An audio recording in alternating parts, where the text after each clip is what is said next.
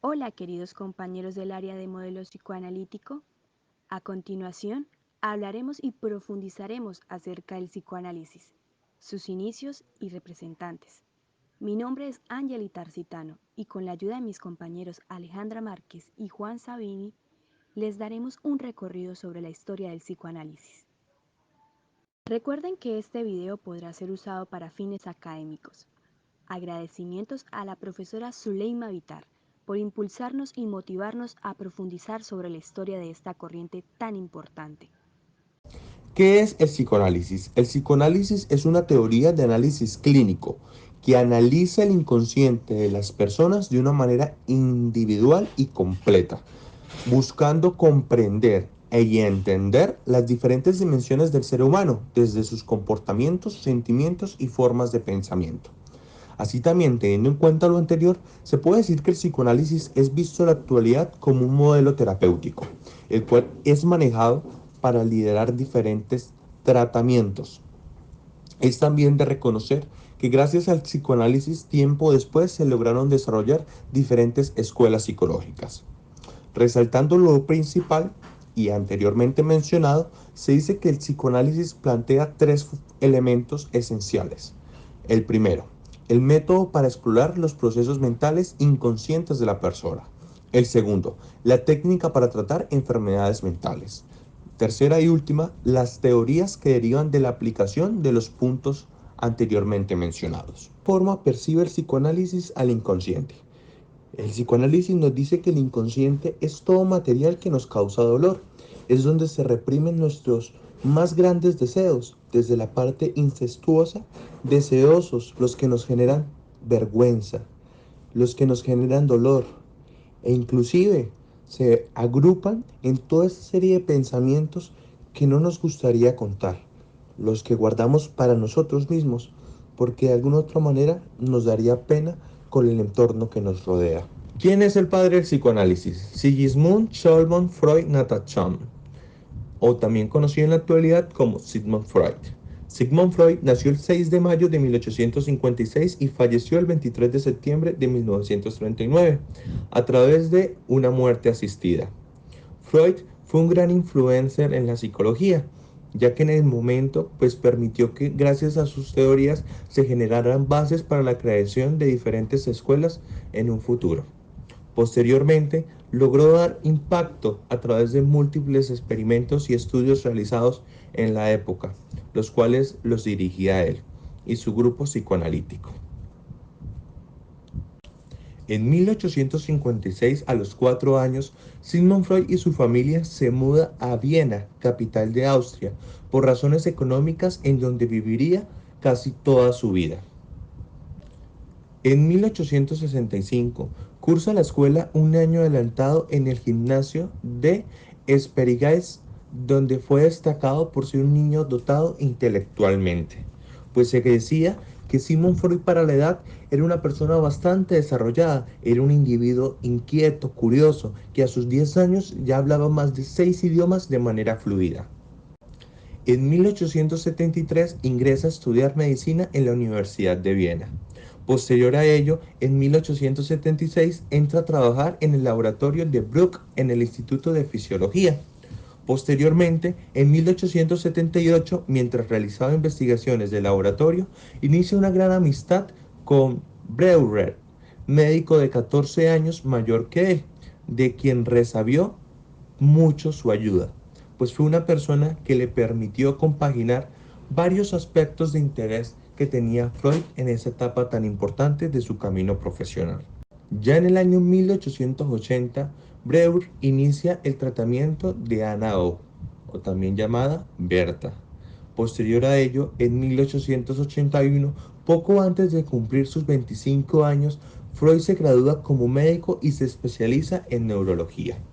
En 1885 logra tener una beca para estudiar un semestre en París con Charcot, famoso neurólogo que estudiaba la hipnosis y la histeria. Sigmund Freud en el año 1886 ya se encontraba realizando diferentes trabajos dentro de su profesión, en el cual también vinculó parte de su vida personal y se logró casar con Marta, con la que finalmente tiene 6 hijos, 3 varones y 3 mujeres. Así también, en 1887 empieza a usar la hipnosis en su tratamiento, lo cual la descartó tiempo después porque descubrió que la hipnosis no era efectiva con todo el mundo. Posteriormente, en 1888, aplica por primera vez el método catártico de Breuer en un paciente, Emmy von Ahn.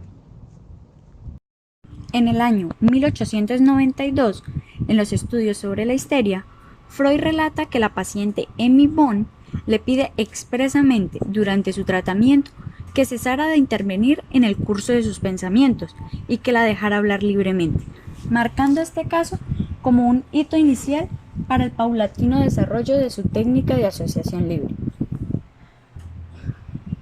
En 1895, junto a Breuer, publican estudios sobre la histeria, donde describen el tratamiento de 5 jóvenes muchachas histéricas, usando un innovador método terapéutico que consistía en traer a la memoria recuerdos traumáticos olvidados con la ayuda de la hipnosis. Ese mismo año, de 1895, nace Anna Freud, la que años más tarde sería una distinguida psicoanalista. En 1896, por primera vez aparece la palabra psicoanálisis en un artículo publicado en francés, La herencia y la etiología de la neurosis. En el año 1897, Freud empieza a autoanalizarse. Al inicio del proceso, sus síntomas empeoraron porque estaba mirando lo que él llamaba el montón de estiércol, es decir, lo que había acabado en su inconsciente, que son todos esos pensamientos que le producían vergüenza, ansiedad, odios reprimidos y el hecho de que la trayera a su madre y tuviera deseos sexuales de ella. Pero para este año, Freud miraba estos recuerdos con la mentalidad de un científico, sin juicios morales. Fue entonces cuando apareció el término complejo de Edipo.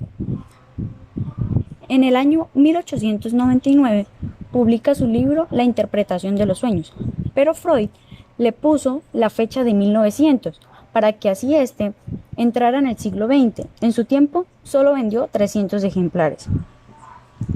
En el año 1902, Freud había conseguido reunir a un pequeño círculo de seguidores, todos judíos. Se le empezó a conocer como la Sociedad de los Miércoles. Alguien a quien Freud admiraba era Carl Jung, un psiquiatra suizo que seguía los ideales de Freud. Mas, sin embargo, esto no era lo que lo hacía especial. Jung era el único no judío en el círculo. En 1902 fue el primer reconocimiento oficial como creador del psicoanálisis, cuando fue nombrado profesor extraordinario. Freud obtuvo su primer reconocimiento internacional cuando la Universidad de Clark, en Worcester, Massachusetts, le concedió el título honorífico de doctor honoris causa. En el año 1905, publica 3 ensayos sobre la teoría sexual, el chiste y su relación con el inconsciente, y análisis fragmentario de una histeria. Para el año 1914, Freud exige una lealtad absoluta a sus discípulos, debido a que empezaron a diferir en algunos puntos. Freud rompe su amistad con Jung para así librarse de traiciones futuros y crea un comité secreto de discípulos incondicionales y le juraban lealtad con unos anillos de gema griega que el mismo Freud había hecho. En 1920, durante la Primera Guerra Mundial, le confirma a Freud sus peores ideas sobre el lado oscuro del inconsciente y la psicología de los seres humanos. 6 semanas después de que Freud pierde a su hija por desnutrición y neumonía, publica su más oscuro y controvertido trabajo, Más allá del principio del placer, donde argumentaba que hay un instinto agresivo y un instinto mortal. Fue entonces cuando desarrolló su doble teoría de Eros y Thanatos. 1025 a 1933. La Asociación Psicoanalítica Internacional es el primer órgano regulatorio y de acreditación para el psicoanálisis en el mundo.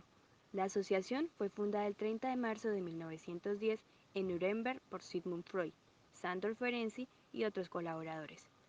Se enmarcan en los orígenes del desarrollo del psicoanálisis y su primer presidente fue Carl Gustav Jung, quien luego mostraría divergencias, las que 3 años más tarde lo llevarían a su desvinculación de la corriente recién creada. La Asociación Psicoanalítica Internacional, o más conocida por sus siglas IPA, se transforma en una organización centralizada direccionando reglas de admisión y entrenamiento de psicoanalistas. 1926.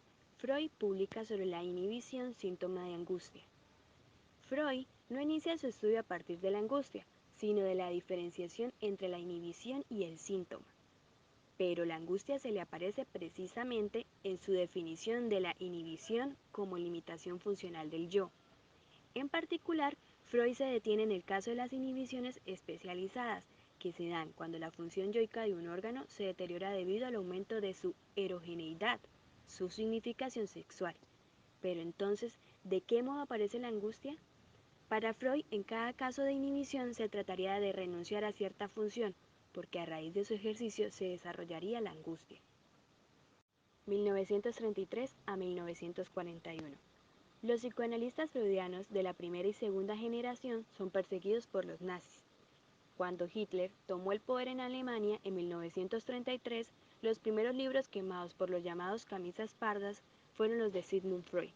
De hecho, al ser considerados por los partidarios del nacionalsocialismo como una ciencia judía, el psicoanálisis tuvo que soportar durante más de 10 años un sinfín de reveses y calamidades que concluyeron para muchos de sus seguidores con el exilio, el encarcelamiento, la tortura o la muerte. 1933 a 1965. El tercer periodo de IPA, dominado por la lengua inglesa, se enfrentaría a la persecución de los nazis.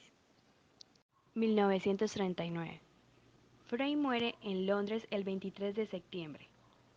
Muy deteriorado físicamente e incapaz de soportar el dolor que le producía la propagación del cáncer de paladar, le recordó a su médico personal, Max Schur, su promesa de sedación terminal, para ahorrarle el sufrimiento agónico.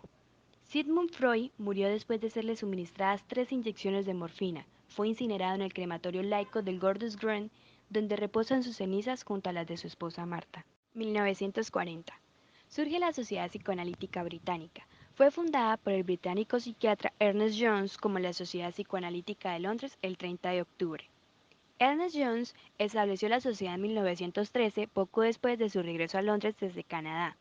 La sociedad tenía 9 miembros fundadores, incluyendo a William Mackenzie, Merce Nichol y David Eder. Casi inmediatamente la sociedad se vio envuelta en la controversia internacional entre Carl Jung y Sigmund Freud. Muchos de los miembros de la sociedad eran seguidores de la teoría de Jung, aunque el propio Jones disfrutó de una estrecha relación con Freud y deseó para la sociedad ser inequívocamente freudiana. El estallido de la Primera Guerra Mundial en 1914 significó que la sociedad naciente, que dependía de la correspondencia con los psicoanalistas en Viena, entonces parte de Austria-Hungría, tuvo que ser suspendido. Hubo algunas reuniones informales durante la guerra, pero estos se convirtieron cada vez menos frecuentes a medida que la guerra continuó. 1950. En México se desarrolla el psicoanálisis. En 1956, Freud fundó la Sociedad Mexicana de Psicoanálisis, en cuyo seno se formaría el primer grupo de psicoanalistas mexicanos. 1957. Se crea la fundación de la Asociación Psicoanalítica Mexicana. El psicoanálisis en su vertiente institucional se consolida en el año 1957, cuando la Asociación Psicoanalítica Mexicana, APM, es reconocida por la Asociación Psicoanalítica Internacional, IPA. 1959. Wilfred Bion describe desde otra perspectiva a la psicopatología grupal. Wilfred Bion fue un psicoanalista inglés que estudió el comportamiento de los grupos. Pronto se dio cuenta de que cuando las personas se reunían en un grupo mostraban actitudes y se comportaban de una forma que parecía ir contra los objetivos que el grupo se había propuesto. Vio también que esto ocurría aunque las personas que formaban estos grupos eran sujetos con un buen nivel intelectual y cultural. Observó que la búsqueda de la solución a los problemas dentro de un contexto grupal genera un fuerte ambiente emocional, que ejercía su influencia y orientaba la actividad del grupo sin que los miembros del grupo se dieran cuenta. Se ha visto que conscientemente o inconscientemente cada individuo integrante del grupo se siente afectado por la actitud del grupo hacia él y se deja llevar por la impresión. 1980. El psicoanálisis redescubre la historia de Sabine Spiegelrein y los nexos con Jung y Freud. La relación entre Sabine y Jung entre 1904 y 1909 es importante para la historia del psicoanálisis por varios motivos. En primer lugar, fue la primera paciente tratada por Jung con el método analítico. Además, la relación entre ambos pasó de ser la de médico-paciente a ser una relación amorosa. Y es la primera vez que esto ocurre de forma documentada, al menos fue así desde el principio de 1908 hasta marzo de 1909, en que la relación se hizo pública y Sabina Spearrain dejó de ser paciente en análisis de Jung. También en marzo de 1909, Jung presenta la renuncia a cargo que ocupaba como psiquiatra del hospital Burgosy.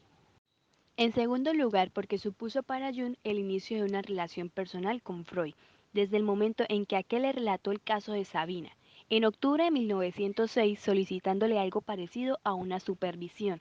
Freud mantuvo contacto con Jung y con la propia Sabina, que le escribió por primera vez en el momento en que la relación amorosa existente entre ella y Jung fue de dominio público.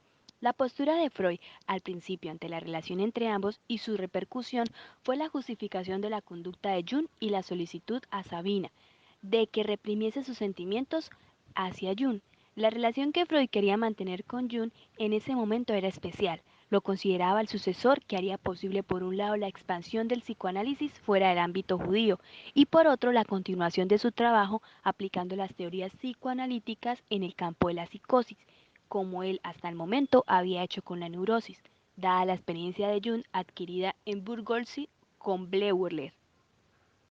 Pero al mismo tiempo y en tercer lugar, muchos autores creen que la relación entre Jung y Sabina también fue el motivo de la ruptura entre los dos. Jung y Freud, argumentando que la dificultad de Jung para conceder un papel principal a la sexualidad en la etiología de la neurosis provenía de sus dificultades personales para manejarla en el contexto analítico, y que la relación entre Jung y Sabina es un ejemplo de esta dificultad, como también posteriormente con Tony Wolff. También sabemos que en 1913, cuando la ruptura entre Jung y Freud era obvia, Freud escribió que la opinión que le merecía el comportamiento de Jung hacia Sabina había cambiado desde esa postura previa, justificadora a definirlo como detestable. En cuarto lugar, Freud, tras el conocimiento de este caso y ya en el verano de 1909, pretendía escribir una serie de técnicas y reglas sobre la práctica del psicoanálisis para sus discípulos más cercanos. En la correspondencia que mantiene con Jung respecto a su relación con Sabina, utiliza por primera vez el término contratransferencia, exhortándole a aprender de las dificultades para desplazar sus sentimientos. En el segundo Congreso Internacional de Psicoanálisis en 1910, en Nuremberg, estructuró sus ideas sobre este aspecto de la técnica psicoanalítica, hablando de la necesidad de dominar y analizar sus propios sentimientos por parte del analista, y la de realizar el análisis en abstinencia por parte del analizado. Finales del siglo XX. Se seguía luchando para que el psicoanálisis pudiera insertarse en el modelo médico de la salud y enfermedad.